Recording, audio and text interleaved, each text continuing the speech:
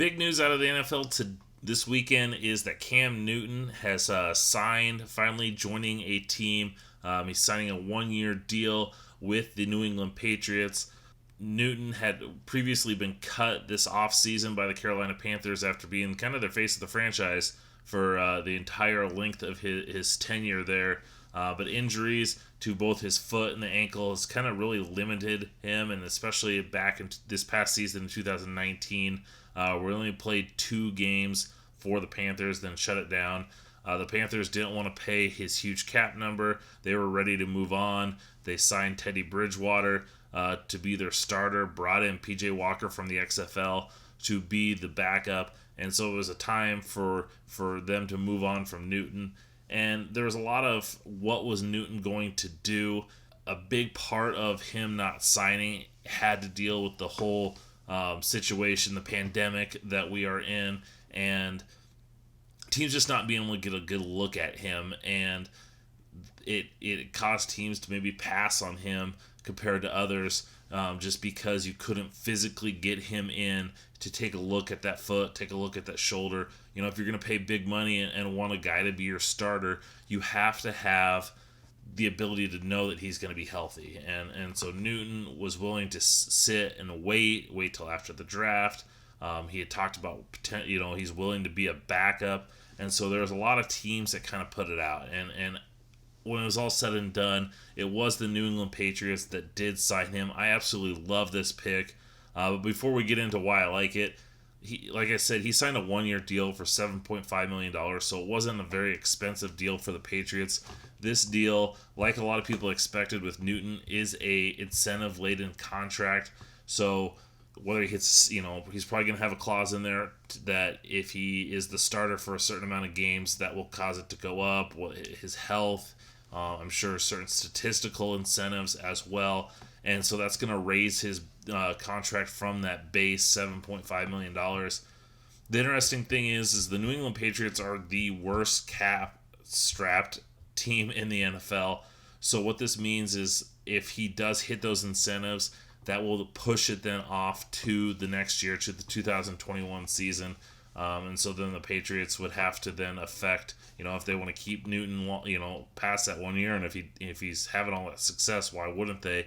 That may cause them to have to kind of move some guys around, cut other players. But that's something to kind of keep an eye on. Speaking of the Patriots, they were a team all along that had been rumored to get Cam Newton. Obviously losing Tom Brady to the Tampa Bay Buccaneers, it opened up that vacancy for a starting quarterback, even though they had Jarrett Stidham. And they'd been rumored all along. Even back in April, there was rumors out there that the Patriots had interest in him.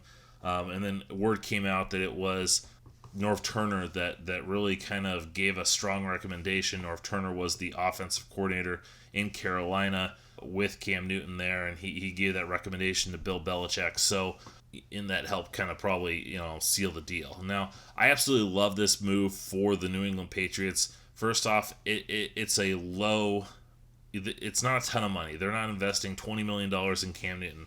Under $10 million off the bat. Incentives obviously could come in. Jarrett Stidham is there. He was projected to be their starting quarterback. He had been there for a year, and everyone had kind of expected. He actually played pretty well in the preseason, prior to the 2019 season. But I love this move because, Cam Newton's a guy that has proven he's one of the better NFL quarterbacks when healthy. And so the Patriots say, hey, we've got Jarrett Stidham. We feel comfortable enough with Jarrett Stidham that we didn't move up in the draft to get somebody. We didn't have to sign a high-priced free agent. We were willing to move on from Tom Brady to let Jarrett Stidham play. But Cam Newton comes in, and it's a no-risk thing. If Cam isn't healthy and he can't play, they've got Jarrett Stidham, who they feel like, hey, he's a guy that we can kind of go with. He knows our system. I like that Cam comes in because he's got that potential. He's got the high ceiling. And Josh McDaniels has had experience working with mobile quarterbacks. A few years ago when Tom Brady served his Deflategate suspension, they had Jacoby Brissett start a game.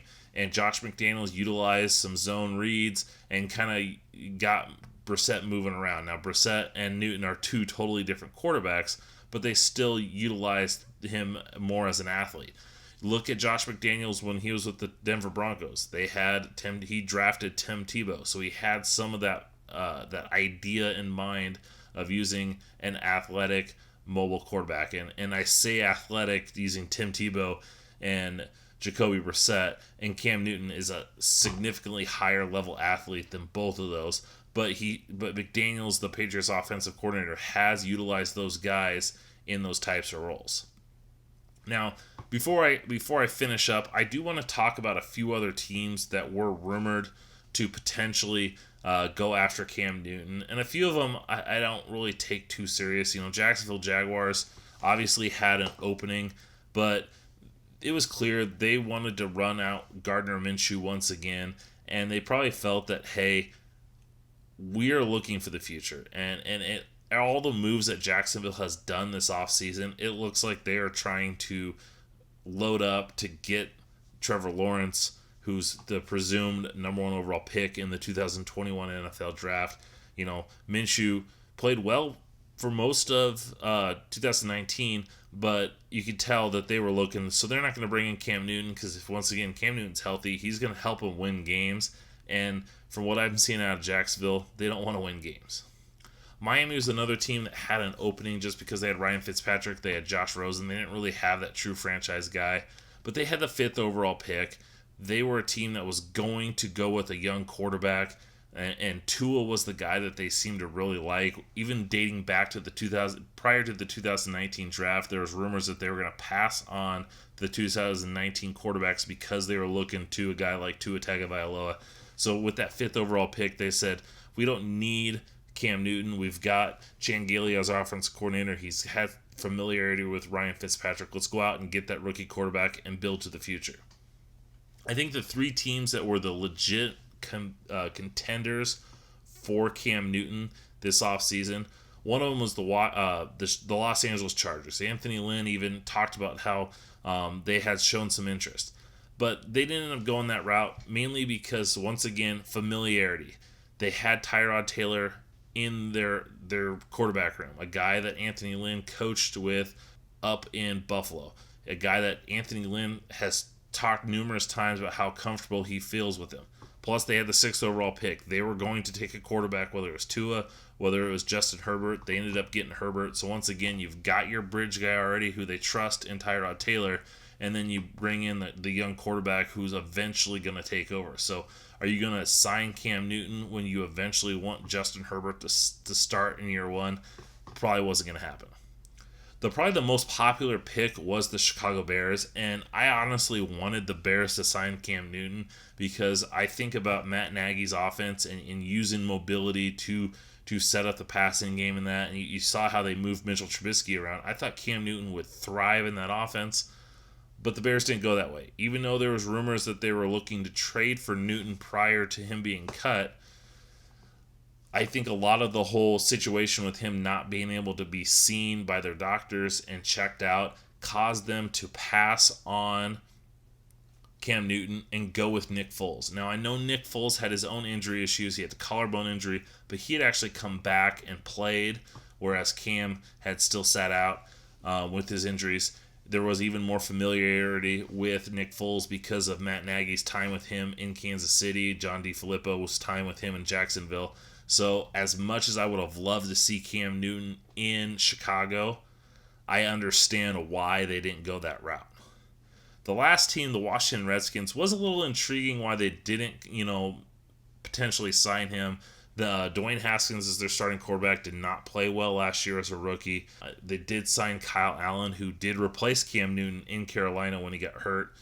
The Redskins coaching staff, Ron Rivera, came from Carolina where he had a lot of success with Cam. So, that's a little bit of surprising they potentially didn't go that route.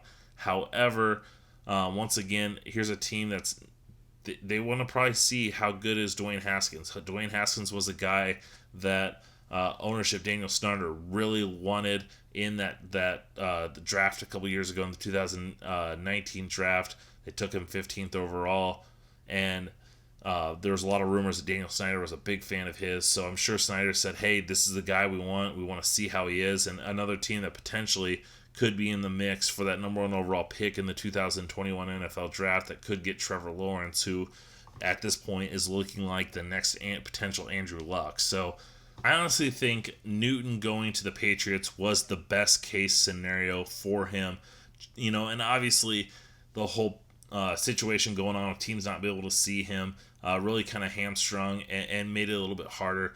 But he's going to a team that, in all reality, is still a Super Bowl contender. They've got one of the best defenses in the NFL. They've got weapons. They got the best coach in the NFL, one of the best offensive coordinators, an offensive coordinator that's willing to adjust his scheme and not be regimented and saying, hey, this is all what we're going to do. And so, yeah, you would have liked to seen Cam Newton get signed earlier. You would like to see him get a bigger contract, but he's going in on a prove-it deal. If Cam can be healthy and go and contribute and excel with the Patriots, he's going to get good money. They're going to work to keep him, and he's got a chance to win a Super Bowl. And so I'm excited to see. I don't think it's a guarantee that he's going to be starter just because he's got to try and learn the system and a situation that we've never seen before, not being able to have OTAs, not being able to have a normal training camp. So Jarrett Stidham has a leg up on him because he knows the system that well. But if Cam Newton is healthy, Cam Newton's going to be the starter. But the big if he's healthy. And so I hope he is. He's super fun to watch. He's one of the better quarterbacks in the NFL over the last few years. He's improved as a passer. When he first came into the league, his accuracy wasn't the greatest. He's improved on that. He's been a more precise thrower, and I can't wait to see what he does with the New England Patriots.